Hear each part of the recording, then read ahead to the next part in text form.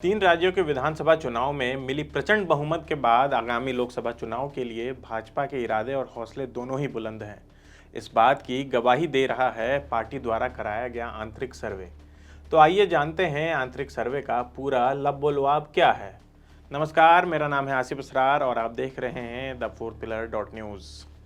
Bharatiya Janata party द्वारा कराए गए इस आंतरिक सर्वेक्षण में बताया गया है कि यदि राज्य में जेएमएम, कांग्रेस और आरजेडी का गठबंधन होता है तो भाजपा आगामी लोकसभा चुनाव में 14 में से 12 सीटों पर जीत हासिल करने में कामयाब होगी और यदि किसी कारण गठबंधन नहीं होता है तो 14 में से 14 सीट भाजपा जीत जाएगी। बताया गया कि इस सर्वे में आमजनों के साथ साथ विभिन्न राजनीतिक पार्टियों के कार्यकर्ताओं की भी राय शामिल की गई है। बता दें कि 2019 में संसदीय चुनाव में एसटी रिजर्व, राजमहल और सिंहभूम लोकसभा सीटों पर क्रमशः झामुमो और कांग्रेस प्रत्याशियों ने जीत हासिल की थी।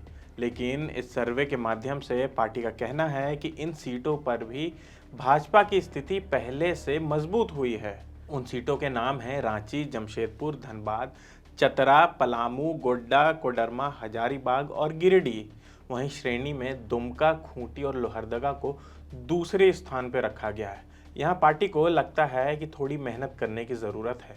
और आखिर में आते हैं वो दो सीट जहाँ कांग्रेस और जेएमएम के उम्मीदवार सांसद की कुर्सी पर काबिज हैं। उनके नाम हैं सिंहभूम और राजमहल। फिलहाल 14 लोकसभा सीट में से 11 सीट भाजपा के खाते में है, एक आजसू के खाते में है, एक कांग्रेस और एक पर जेएमएम के उम्मीदवार ने जीत हासिल की थी। तो क्या इस सर्वे में 12 सीटों पर 100% जीत की बात करते हुए भाजपा ने कोई संदेश दिया है?